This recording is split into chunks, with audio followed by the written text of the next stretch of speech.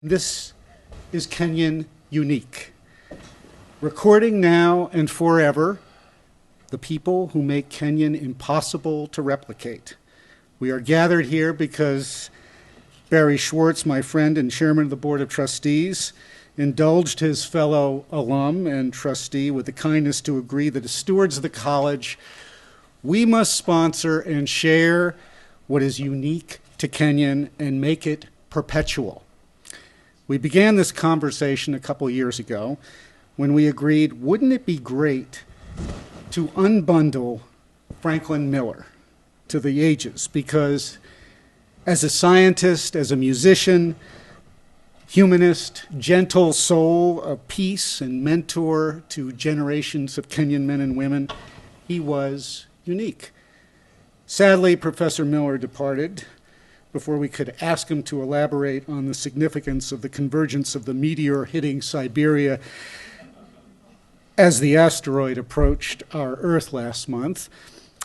As Professor Miller was a giant in knowledge and wisdom, we are determined never to let a brilliant part of the Kenyan mind go quietly into the night. Fortunately, President Nugent, Sarah Carl, the Vice President for College Relations, and her staff, led by Sean Presley, have embraced this initiative. It began last October when Professors Will Scott and Peter Rutkoff inaugurated Kenyon Unique with their exploration of the Great Migration. They alone traced the 20th century exodus of African Americans from the South to the Northeast, Midwest, and West, to their documentation of the vanishing Gullah culture and language in South Carolina, preserved by generations by descendants of West African slaves. Their book, published in 2010, Fly Away, shows that what is most admired about American culture is rooted in the Gullah culture informing the Great Migration. For me, tonight's presentation is especially personal. When I arrived at Kenyon in 1973 and aspired to edit the Collegian, I began examining all the collegians since they began. And I came to an inescapable conclusion about someone who graduated 13 years earlier. Of all the collegians since then, none was as literary, provocative, and consistently full of perspective and context as those edited by Frederick Kluge. One of the most revealing early portraits of Bob Dylan, he sang, by the way, Mr. Tambourine Man in Gambier before it was recorded, was written by collegian writer Jay Cox, who was a precocious underclassman when Fred encouraged and edited him. The Dylan profile in the Collegian helped Cox land a job at Time magazine, where he wrote between 1967 and 1993, and later collaborated with Martin Scorsese for the movie Gangs of New York. It was Fred Kluge, the summa cum laude highest honors English major, who told Cox to read Edith Wharton's Age of Innocence, which Cox said Kluge declared has the greatest last line in history. According to Cox, Kluge was never wrong, as so many have discovered to their chagrin since then. As it would turn out, Fred Kluge and I would share some of the same professional colleagues and bosses before we both met decades after we both quit this hill in our 20s. Seeing is believing. Ladies and gentlemen, it is an honor to present my friend and mentor, a man who makes Kenyon Unique, P.F. Kluge, or more precisely, The World According to Kluge, Thoughts on Gambier and Other Islands. Thank you very much.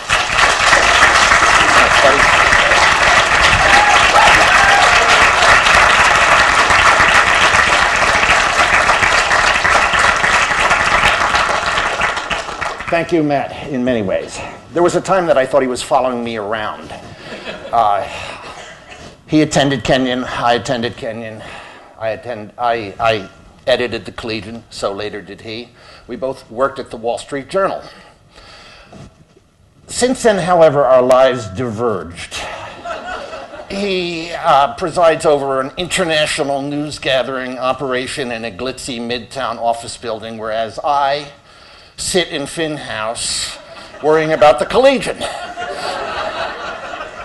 Yet it is nice that he brings me here tonight to be gilded or gelded, whatever. What's the diff? And I thank you so much for that. I thank, too, the people in college relations who have helped put all this together. My knowledge of audiovisual aids stopped with chalk. I couldn't have done any of this. My main assistance in this and so many other things has been my wife, Pamela, whom I thank. She shared many of these adventures and misadventures that I'm about to describe with me. An invitation like this gives me a chance to retrospect, to wonder and maybe wince a little about a career that began on this hill, that left and returned and still leaves and returns all the time. It's about the pattern of planning an accident in life, things that I did and things that were beyond my control, distances and connections, which I now see as a series of islands. That's the theme of this. And Gambier, of course, is the first and last island. I will save most of it for the last of this presentation. But it's one of a number of places. I'll put it to you this way. I have 4 Gambiers in my life. 4 places that draw me in. 4 places that I can't leave. Places that are part of me. When I leave here, I carry Gambier with me. When I am in Gambier, I carry other places with me that I'll be telling you about. That's what happens when you always leave a piece of yourself behind. Part of you is always someplace else.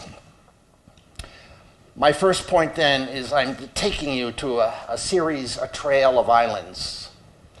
The other is that as I looked back over my life, high time, I realized how little of it was planned or shrewd in any conventional way. I knew I wanted to be a writer, but that was not an answer. That was the beginning of a series of questions. What kind of writer and how to live and where to be? Mostly it's about reacting to a series of accidents, the stuff that shows up in your life that you take advantage of. The first island came to me in 1967. I had graduated from Kenyon in 64 and gotten my PhD too quickly at the age of 25 from the University of Chicago. And I applied to the Peace Corps. I requested Ethiopia and Turkey, literary, sexy, spicy, exotic, romantic places that I thought would generate prose that would make me the next, I don't know, Lawrence Durrell or something. And then the accident was some nameless bureaucrat played a game of spin the globe, and his finger came down, well, mainly in the deepest part of the Pacific, the Marianas Trench. It could swallow Mount Everest. There's a few peaks that break the surface. One of them is the island of Saipan. In Micronesia, who ever heard of Micronesia?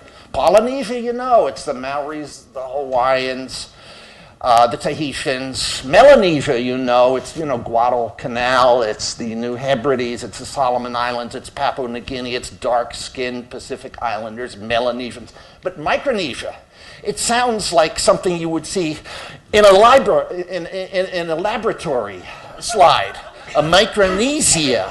Oh, do I have that? And that's roughly how they look when you fly into them, these islands, little small figments in the water. I was assigned to Micronesia then, and I soon discovered that it did have a sense of history. It had, for instance, 4 layers of colonization. The Spanish, who had came for God, the Germans, who had come for glory. There are still a few Germans I could speak to around when I arrived in 67. The Japanese had come for gold, and the Americans came, catch the double entendre here, for good. I was hooked on the place. I learned island rules. I liked the tight weave of life, which was not that different from the Gambier that I had attended. I learned certain island rules which I think would serve me well here. Perhaps they have. Nothing is ever over. Things, good ideas or bad, especially bad, don't die down. They don't die out, they die down. Everything and everybody is connected. Never kid yourself. And any dispute, no matter how disinterested and hypothetical, probably needs to be taken at some point personally. Those are island rules. So I spent 2 years on Saipan, and my first novel derived from experience on Saipan. I was a little nerdy Peace Corps volunteer. I edited a magazine. I taught a college extension class for the University of Guam. And one day, I was told that some people were coming to Saipan looking to scout a movie location. One of them was a director named John Borman, who did Deliverance and later won an Oscar for foreign film in Hope and Glory. And the other was Lee Marvin, the Hollywood actor. And I was detailed to show him around the island. We closed a lot of bars. He was a heavy drinker, an inwardly thoughtful man, and an outwardly rough one. A middle-aged man. And here's what got me returning in middle age and as a famed actor. He won an Oscar for Cat Ballou. To the island where he had been a Marine in 1944 and had been machine gunned. We went around looking for the location. And I thought of him when the time came for me to start my first novel, and let me admit that I had nothing fictional to write, not the first fictional word until I was 30. The tank of life had to fill up. So I pictured someone returning to the island of Saipan, a World War II veteran returning to Saipan, a World War II battleground, during the Vietnam War. And the character's name is Red Elwell. Elwell relaxed a little a few hours out of Honolulu. Now he knew it was beginning. He could feel it, feel their presences 7 miles below him, spots of land and a dark sea passing beneath. He would be over the Marshalls now, crossing Kwajalein Atoll with Eniwetok in the north, to the south, the Gilberts and Tarawa. Down below the moonlight and the clouds, below the shadows the clouds cast on the sea were the low reef-rounded atolls. He thought back to the last time he had seen them, all burned off and smoking, palm groves shredded to broomsticks and dust mops. He thought about landing craft and passages through reefs, how he had once glanced over the side down through the water and been amazed to see an ocean floor plated with gold, the shell casings off of the cruisers not yet rusted. The plane shot across the Pacific directly to Guam, flying over the islands in haste at night, ignoring them. They were too small, too obscure now to be called to the attention of sleeping soldiers on their way to a new war. Yet for 25 years, the very thought of flying west towards these islands had moved him inexpressibly, even when the flight had broken at Las Vegas or Los Angeles or Honolulu. He loved the sense of westward flight into a vault of sunset. That sense of yearning, that sense of loving westward flight applies as much to me. It was in me. Yeah, I was a reporter at the Wall Street Journal, scrambling on business stories in Los Angeles, for which I was not suited. I was an entertainment writer at Life magazine. I did profiles, as you've seen, of John Wayne and Anne Margaret and Sam Peckinpah. I did pieces for TV Guide, I was an expert in Heather Locklear for 1 week. It was confetti. All the time I thought I was in the wrong place, that there was a life waiting and an obligation not fulfilled waiting for me across the Pacific. And this had to do with probably one of the saddest and yet most important friendships of my life, with a Palauan man I met named Lazarus Salih, a moody, charismatic Palauan politician who was proceeding to negotiate the end of what had been the trust territory of Pacific Islands, the last of a number of post-World War II UN trusteeships. I wrote stuff for him, I worked for him, I would have walked over hot coals for him. He brought out me an idealism, a sort of Camelot-like feeling that hasn't shown up lately in my life. I really thought some magic would be accomplished in Micronesia. It seemed absurd and the odds were long. Islands aggregating half the size of Rhode Island, scattered across an area the size of the continental US. A population of 120,000 that could have been more easily accommodated in the Rose Bowl. 9 mutually unintelligible languages. And yet I thought they might find a way to make some magic. The highlight of this occurred in 1975 when I was a director of the Micronesian Constitutional Convention. It is weird the places that English majors wind up. And I was asked to write the preamble for the Constitution. Oh, stop it, this is wet hanky time. Just a few phrases. To make one nation of many islands, we respect the diversity of our cultures. Our differences enrich us. The seas bring us together. They do not separate us. Our islands sustain us. Our island nation enlarges us and makes us stronger. Micronesia began in the days when man explored seas and rafts and canoes. The Micronesian nation is born in an age when men voyage among stars. Our world itself is an island. Sweet stuff. Sweet kid. Who wrote it? It didn't work out. Division, confusion, opportunism. The old trust territory of Pacific Islands broke up into the Republic of the Marshall Islands, the Republic of Palau, the Federated States of Micronesia, and the Commonwealth of the Northern Marianas. They all went a different way and cut different, basically, client-state deals with the U.S. So it hadn't turned out as one might have hoped, and I began to sense that islands, instead of being stable places that one retreats to, had themselves become unstable. Rather than being islands, it's as if they themselves were adrift, like ships, rudderless and leaderless. And in 1988, a year after I came back to Kenyon, word came to me that my friend Lazarus Ali had shot himself to death in his home in Palau. This death generated a contract from Random House, which enabled me to go back through the islands to try and figure out what had happened to my friend, not in a Columbo detective way, but what had happened to him, what had happened to the islands, and what had happened to me in my absence. It was a few steps along the road not traveled. I do that all the time. I keep going back to those roads. And so I went through the islands, a basically melancholy journey, and this is the conclusion that I came to at the end as I returned to Kenyon. Now heading towards Guam, then Hawaii, I wonder if I have exorcised myself of these islands. Certainly they are not what they once were to me. So much has changed, and often for the worse.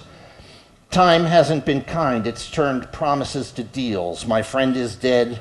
Others are dissipated, out of power, retired. I thought these islands were stable and stationary, could hold their own, and a guest or two besides. But I missed what was happening right in front of me when these islands became something else, something more like ships, loose and drifting, small feeling places to escape from, not to.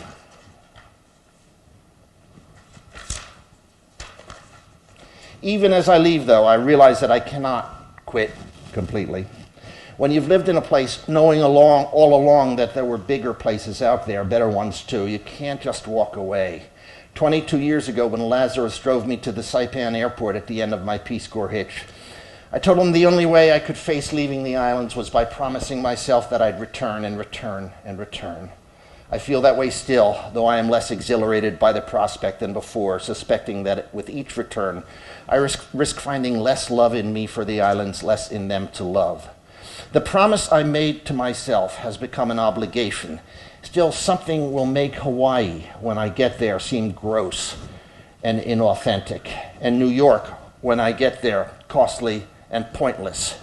In Manhattan, on noisy, horn-blowing, phone-ringing days, I will feel the wind blowing down the Tinian airstrips, look down through clear water on trucks sunk in fleet, wait for the rain to kick into that nth degree, like Pohnpei rain. And there will be nights when I'm in bed, eyes wide open, wondering if they're building casinos in the Marianas, opening the garment factory in Yap, wrangling about the defense pact for Palau. This is important. I wasn't just striking subjects off as I wrote about them. I wasn't moving up some ladder of subjects to some shrewd new subject. I kept returning, measuring changes in myself and in the places I cared about. You can call it focus and commitment. You could call it a hang-up, arrested development. Call it trying to stay in touch and make sense of things over time. Call it morally imperative, at least for me. If you've ever cared about a person or a place, I believe, you always will. And if you're a writer, you'll continue to write. This is not perhaps the brightest career choice, but there was no choice in it. I had to do it. So I've kept returning to my island of Saipan, for instance, which became, this is interesting from an American point of view, they became the last little burp of manifest destiny, our last territorial acquisition. Halfway around the world, U.S. citizenship, home delivered to a population of about 20,000 on a series of islands, the largest of which, Saipan, is twice the size of Manhattan. It attracted hustlers of all kinds. Tax dodgers, they're exempt 90% from U.S. taxes. Garment factories were barracks full of women from mainland China, stamped made in USA Tommy Hilfiger labels in the back of shirts. Casinos, Russian hookers. I love the name of the Russian bar, though. It's called Russian Roulette, which strikes me as a metaphor for the whole situation. You could be committing suicide. SaipanBaby.com. 7-8-month pregnant Chinese women come tightly wrapped to Saipan, have a child there, and before the umbilical cord has shriveled are on a plane back to Beijing with a U.S. citizen in their lap. Things like that have happened on Saipan. Still, I go back.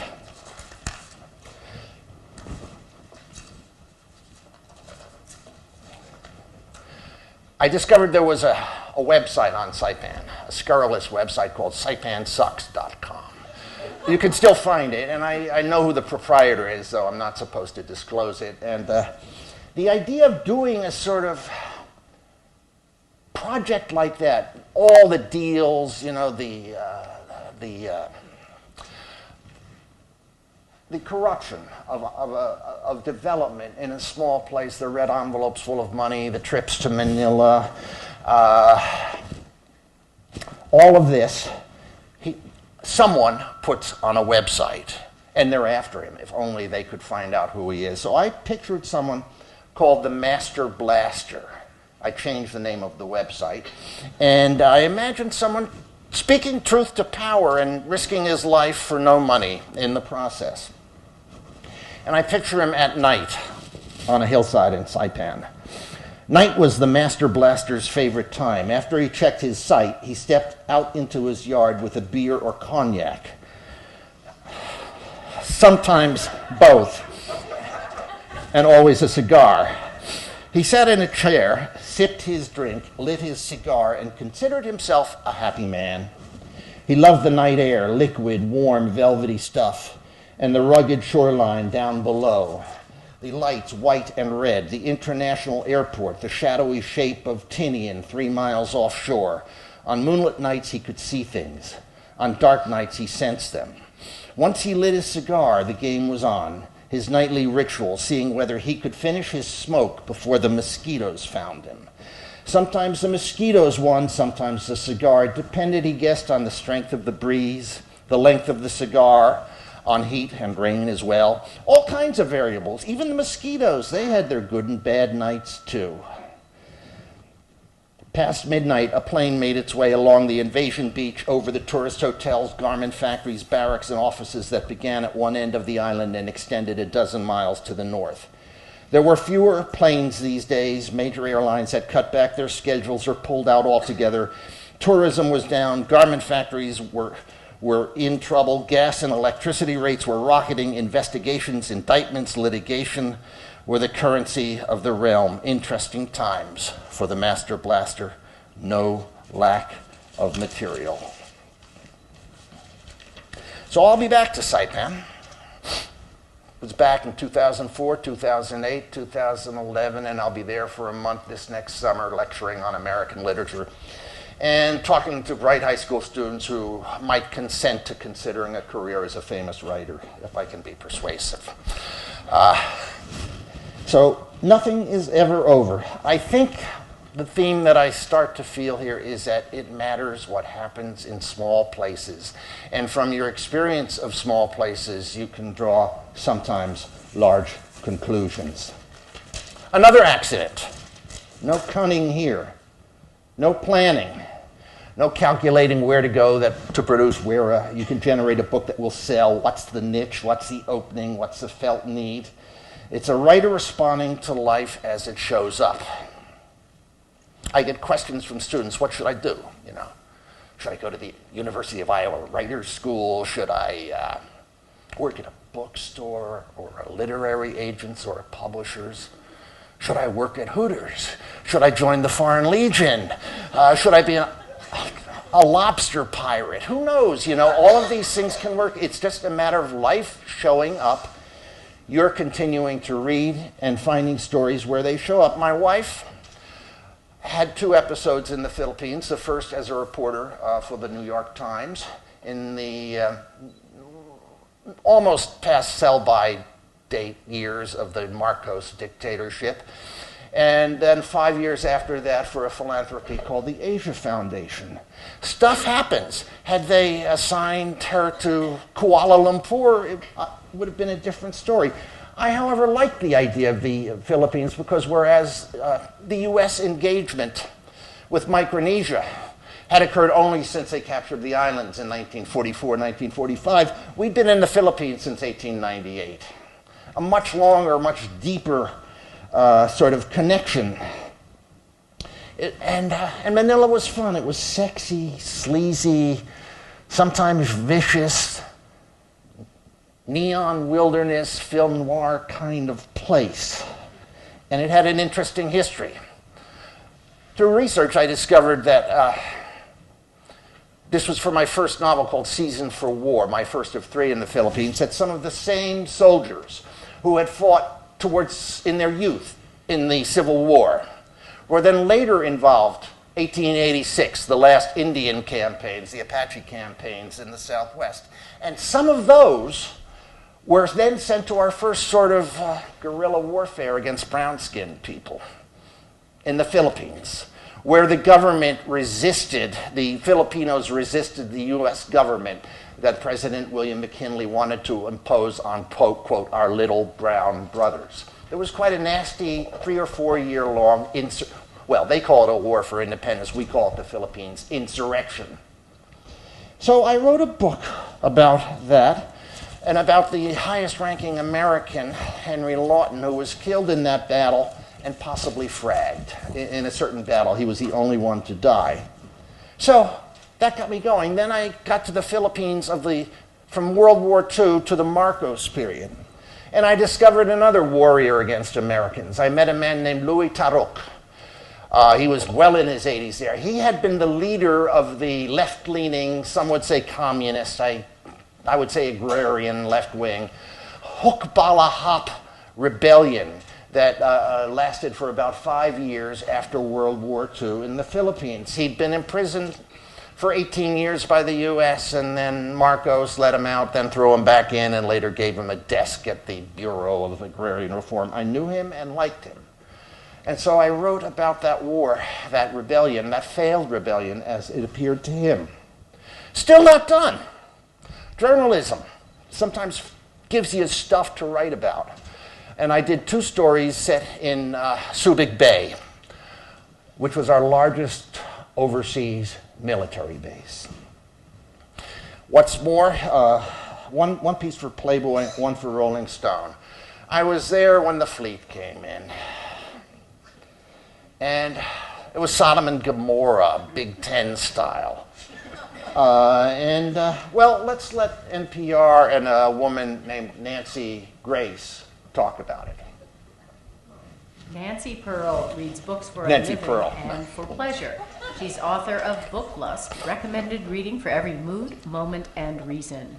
And she was the model for a librarian action figure. Morning Edition's Steve Inskeep invited her in for a midsummer visit. Now, some of these novels can take you to an entirely different place. And I'm thinking in particular of a novel in this stack that is set in the Philippines.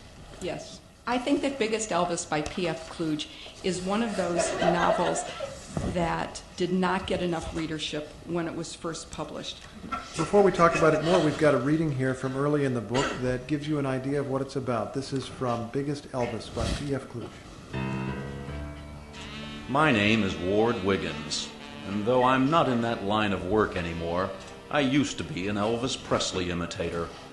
1/3 of a trio of Presleys who played overseas for a while, 1990, 1991. There were 3 of us, the young Elvis, the middle Elvis, and the terminal Elvis. 3 ages of man, 3 lives in one, and also, I now realize, 3 versions of America as it went out into the world. The youthful romantic, the jaded movie star, and the fat, doomed Las Vegas headliner. That last Elvis, that was me. It was tempting at the beginning to wonder why Biggest Elvis would be set in the Philippines, but you don't wonder that for long, do you? No, you don't. In fact, it's set at a very crummy bar on a naval base in the Philippines, and that crummy bar is called Graceland. The 2 men who play Baby Elvis and Dude Elvis are brothers, and they look upon this as just another gig. They'll do this for a number of years, and however long it lasts, and then they'll go on and do something else. But Biggest Elvis, Ward Wiggins, really takes on the cause of making the lives of these bar girls and prostitutes better. This is a novel that is filled with ideas about what we owe other people and how much of yourself ought you to give to change the world, to make it a better place. I love this book. It's really surprising. Oh, and you have so many of his left to read. They're great. Nancy Pearl, thanks very much. Thank you very much, Steve. Let me take you, because the sense of place is everything. That's how it starts with me. You go to a place and you get to know it, and then you talk to other, if you can find them, Americans, one way or another, the local expat community, and then you imagine your own life there. And I want to do justice, because sense of place is so important to me, to Olongapo, just a paragraph's worth, shortly after the passage that Nancy Pearl read. I can close my eyes this minute and still see Olongapo, smell Olongapo, that mix of spilled beer and barbecued meat, of talcum and cologne venting out of barbershop air conditioners, diesel fuel belching out of jeepneys and taxis, and underneath it all, that blend of shit and urine that the hardest rain couldn't wash away. All of this in that hot, heavy Philippines air, fecund, fog-thick stuff that invited you to drink and fornicate and sweat and rot. I can smell it, all of it, and I can miss it too right now. That and the noises of sidewalk hustlers, shoeshine boys, sellers of lottery tickets, saute sticks, newspapers, anything you want, Joe. And the shills outside of nightclubs. What you want, baby, we got it. Country, western, hard rock, mud wrestling, foxy boxing, full body massage. What you need, baby, we got it. Money for honey, honey for money, quick pop, one night stand, local wife, or partner for life. I'd go back for a look. Who wouldn't? New Jersey is an island, my home state, that womb of talent. Joyce Kilmer, William Carlos Williams. Wait a minute, I have a list. Walt Whitman, Frank Sinatra, Bruce Springsteen, okay? New Jersey's an island, and I say this because I think really when you think about it, all people live on islands. The sort of area that that contains your daily patterns, your work, your play. The area which you can picture without, even if you're not there, the flow of the seasons, what it looks like at different times of year. The depth, the speed, the nature of the river, the fate of individual trees. All this is about the size of half a county. Well, less than a county. I could ask the Kenyon faculty or students if they could get to Butler, Nashville, Greer, or Bladensburg in Knox County, and I think the answer would not be encouraging. So it's, a little area around here, and it's a shot to Columbus or to Easton and Polaris when your parents come and you can take them shopping with you. So Eddie and the Cruisers is a New Jersey novel, and it's important to me to make that point.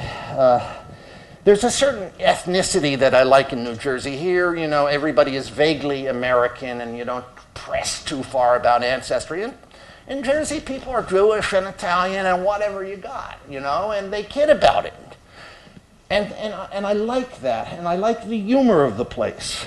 My brother, I hope he's watching tonight, my brother Jim, I'm still a kid brother to him. He's older than I am. When Eliot Spitzer, the governor of New York, got caught with a $5,000 call girl, he looks at me, and this is so New Jersey. He says, Kluge, why do you think he got for $5,000 that he couldn't get for $4,000?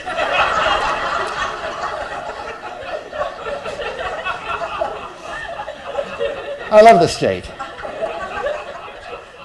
Eddie and the Cruisers is about the early days of rock and roll, and may I point out to this group of especially current students that we had Smokey Robinson and the Miracles in Pierce Hall. We had John Coltrane, Josh White, and Odetta in Ross Hall. Who are you bringing in this year? There's a sort of Citizen Kane aspect to Eddie and the Cruisers. It's a search in the past, a sense of finding ultimate meanings. But I have a guy who drops out of a college like Kenyon, small elite on a hill, but unidentified. And he drops out and he joins a rock and roll band on the Jersey Shore. And then he induces them to return for a dance weekend. The band that he's part of, and it's sort of, he's playing out a sort of showing off thing, going back to the college, in a stylish way. Why? Why did it matter so much to me to return as a cruiser to that horny, cloistered hillside I'd abandoned just a year before? At first I assigned myself high motives, literary sounding, Tintern Abbey, Look Homeward Angel, but that was nonsense. I didn't want to see the place so much as I wanted to see the place to see me. I wanted to snow them, titillate them, blow them away, the professors, the guys down the hall in the dorm, and the faculty wives I'd coveted. I wanted them all to eat their hearts out. While they'd been filling up blue books and lobbying for tenure, I'd been out in the world. I'd played bars, written songs, gotten laid. I was a cruiser. I remember that westward drive in springtime. I remember it so clearly that if I drove the same route today, I'd associate certain conversations with landmarks, a whole soundtrack of memories all along the road. I remember how dawn found us crossing the Pulaski Skyway with Jersey's polluted marshes turning gold below, and warehouses, factories, and railroad yards stretched out forever, and a convoy of early garbage trucks stirring up hundreds of birds that had been nesting on a mountain range of landfill refuse. Goodbye, Garden State, Eddie said, waving at the three-ring sign over the Ballantine Brewery in Newark.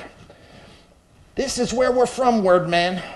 I'd never seen him higher. People drive through here. They roll up their windows so they don't have to breathe none of this air. Not me. He rolled down the windows and took a deep gulp of New Jersey. Ain't that ripe? Man, I thrive on it. I make music out of it. Knocks me out.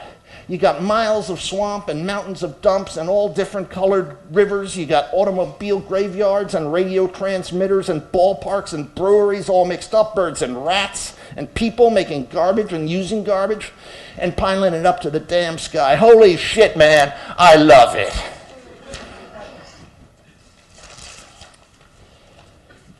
Then the second novel. I just can't leave stuff alone. I keep coming back. And this one had a vintage on it because I think I had some growing up to do, and some people whom I loved. My parents had some dying to do before I could write it. Also, 4 uncles, brothers of my mother, who are on the wrong side of World War II. They had to be gone as well. I lived in a German neighborhood, in a bilingual household. And there was a phrase that we used commonly in the house called the other side, which meant, of course, the other side of the Atlantic, which they had crossed to immigrate to the U.S. First my mother, who worked as a nanny, and then my father, who worked as a janitor, though he was a skilled tool and die worker. What was happening on the other side? But then it meant the other side of history, the other side of morality after the Holocaust. The losers, the villains, the other side of everything, and it induced a sort of doubleness of vision. So I imagined a connection. I have a man something like my father in retirement, unhappy with the way he thinks America has turned out, and his son a hack travel writer. I could get into that role. They're unhappy with each other. And I imagined conversations that I had never had with my father, because he died fairly young, and also because there's that German, it's not coldness, but it's reticence, it's almost shyness about public emotions. I imagined conversations with him, and then I went a beat further.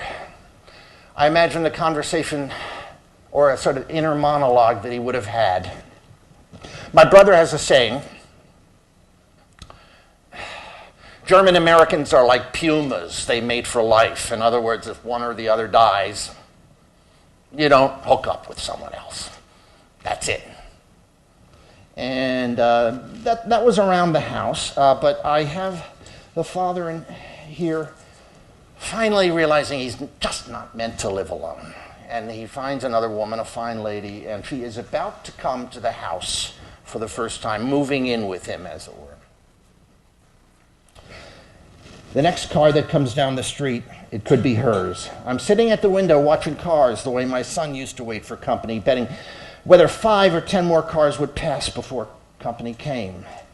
And I'm thinking about Mom. I'm feeling guilty about Mom, you, who I walked with in Riverside Park, who pregnant steadied the sawhorse while I cut the lumber for this house, who owned the kitchen and fussed over the hollyhocks and kept tracks of miles per gallon on the way to Florida, and always made us wait until dark on Christmas Eve before we opened presents. You, whose ashes I scattered around the hemlocks. You ghost now, looking over my shoulder as I watch for cars down the street.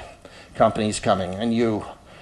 I'm all full of you in these last moments alone. I guess this means I don't believe in heaven. If I was sure I'd be catching up with you in a couple of years, or that you'd be waiting for me someplace, this wouldn't happen.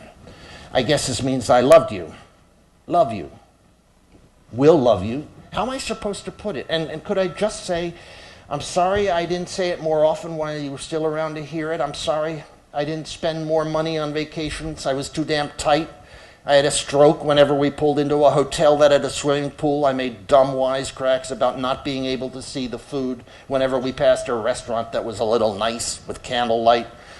I'm sorry I talked you into that last trip to Germany when you were already sick, and the way I glared at you when you were coughing like your cancer was spoiling our retirement. And I'm sorry, what a list I could make. I'm sorry I was out in the garden spreading peat moss and feeling cheated the morning you died. I'm sorry we never got to say goodbye. At least I think I am. People check out of motels and say more. I'm sorry I was in such a hurry to clean out the house after you died, your clothes out of the drawers, your shoes out of the closet, everything you wore or touched, your soap and perfume. I didn't know what I was doing. I still don't. Putting boxes of things you cared about out on the curb or offering them to neighbors. Take what you want. Forcing gifts on relatives, emptying out our house as though somebody new would be moving on in. I wish you'd warned me about that. You could have said, take your time, let these things linger, these bits and pieces, let them keep you company a while. Maybe I'm wrong, but I think that if I'd gone first, you'd have stayed here and been okay and not needed someone else the way I do.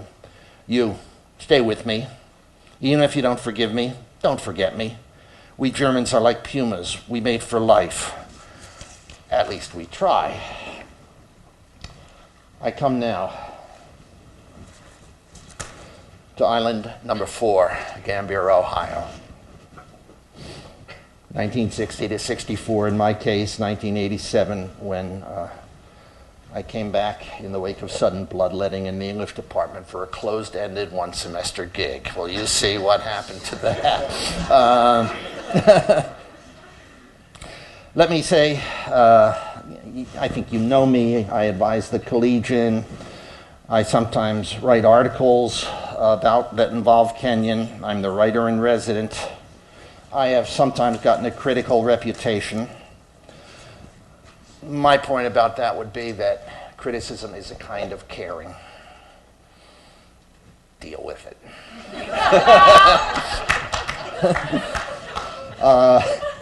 So I wrote Alma Mater. That was the first, and that was a rough book to write. 1,300 pages of handwritten notes, boxes of documents that I wasn't supposed to have. The standard excuse is I found it by a copying machine. That's deniability. So I wrote Alma Mater, and initially it was controversial. There was some fear, everybody's a spin doctor. What's the impact going to be on the college? Now they have it at the Kenyon Inn. It's like a Godiva chocolate on the pillow there. And, well, let's hear what Kenyon and Allison Janney had to say.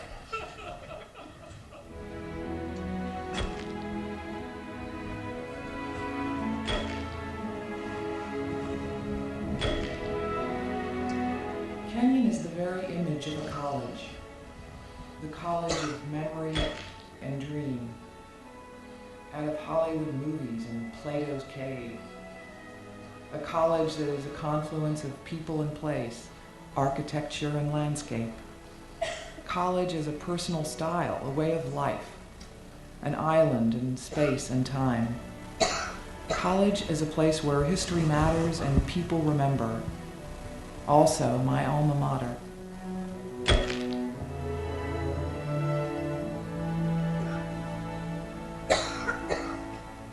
Thank you, Allison. It's amazing how much better your prose sounds when there's a soundtrack, a musical soundtrack. I blame the next novel on my friend, my rival, my lifelong companion, retired professor of English, Perry Lentz. Because we used to run a lot, even before the running trail was there. We used to go running a lot, and in conversation, we said, the good line for the opening of a thriller about Kenyon, and we're talking a murder mystery, multiple murders, serial, is we found the first body in the mud wrestling pit behind the Sayou Lodge. Do I say that accidents happen? We came up with that, and I built a novel around that about the college and a basically near-death experience. 3 murders are committed, and it's not about the victims. Someone is trying to subvert the college, to get it to close, basically, put it on the rocks. Because after all, we do sell, and rightly so, security and caring here, and if that were somehow withdrawn, then I think the college would have problems, and it's the account of that. But I wasn't done yet, as you suspect. I find that the iconoclastic youth I was once is now an curmudgeon, but I don't feel my ideas have changed or but people's reactions do. I'm still thinking about the character and the integrity, the past and future of a good college in an obscure place.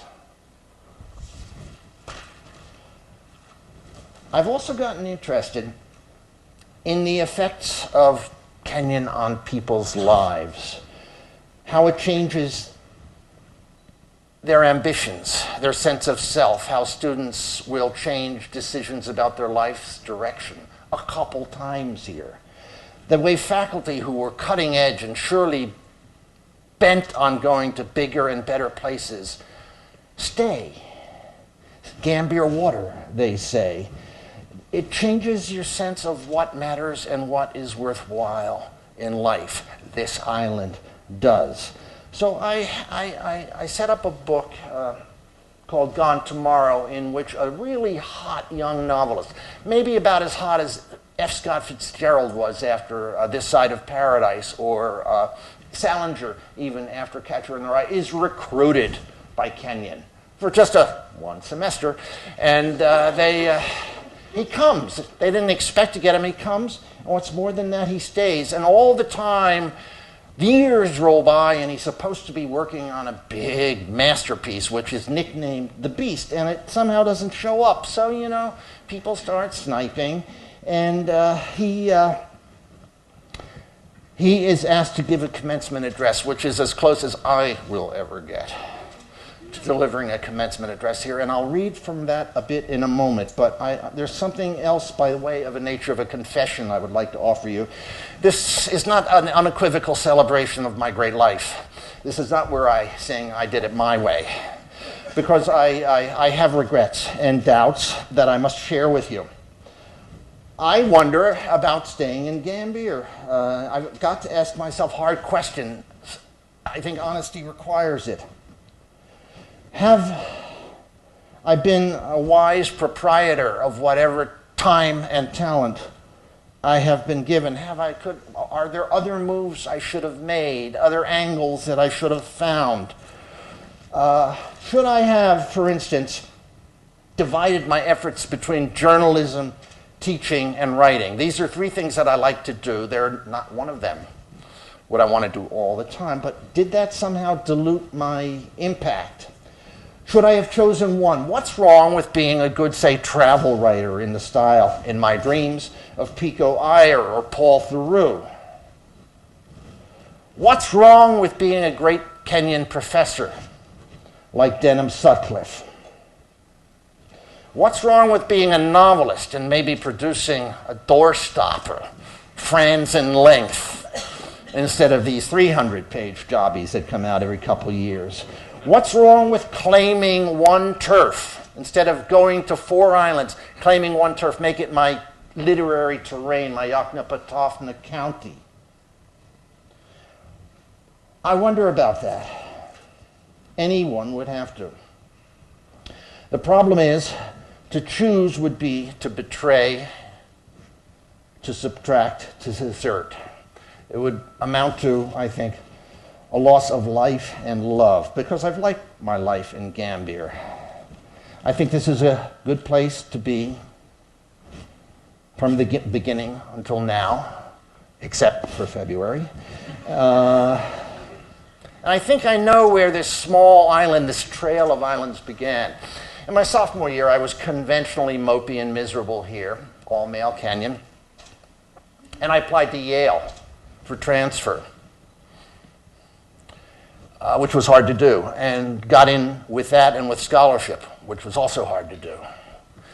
And I wrote 4 envelopes, all stamped. I'm coming, I'm not coming to Yale, ditto for Kenyon. And I finally pictured the look on my professor, my favorite professor's face, Denham Sutcliffe, if he'd heard that I were not returning to Kenyon because I couldn't get a date. So I decided the dates would wait, and I would return to Kenyon. I could have gotten into Yale. That was the interstate. That was the big deal. I stayed on the country road and the island. So I blamed Sutcliffe for that. And as I say, I credit him and thank him to this good day. I think this is a good place. Now the commencement speech. So you Picture the stage, the chairs, all that. And this guy whose retirement has basically been coerced. It's been so long since he's written, that we don't even know if this book exists that he's supposed to be working on. So he extracts a bit of a deal. Every funeral is also a celebration of the life of. So he gets to deliver the commencement address. So I've been asking myself, as you who sit in front of me ask, how it happens, what it means when your life coincides with the life of a place you would never have guessed at, and in ways you might never have imagined, with all the world and many colleges from which to choose. Do you know how it is when you hear a song somewhere and for some reason it captures you, you can't shake it, you hear it again and again, it stays in mind, you're humming it, you're hearing it all the time? This is what happened to me last week. A song came to me that connected with what I wanted to say. I cannot sing this song, neither could Rex Harrison. He performed it in My Fair Lady. It's a love song of a kind. A love song that includes anger, exasperation, and distance, defiance even, bittersweet. It's called I've Grown Accustomed to Her Face, Permit Me. I pull out a small piece of paper and read the lyrics slowly in a style that suggests Harrison's. I've grown accustomed to her face. She almost makes the day begin. I tell them how I had come to know this place, its semesters, its seasons of bleakness and blossoming, its moods and weather, her smiles, her frowns, her ups and downs.